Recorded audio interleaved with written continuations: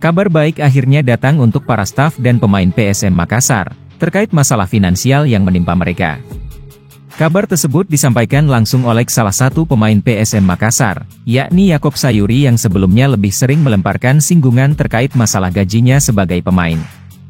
Melalui unggahan di akun Instagram pribadinya Yasa Sayuri 22, ia menyebut masalah tersebut sudah terselesaikan.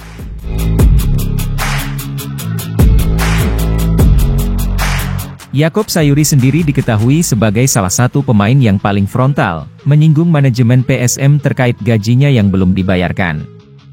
Dengan adanya kabar tersebut, para staf, pemain dan para supporter akhirnya bisa bernafas lega.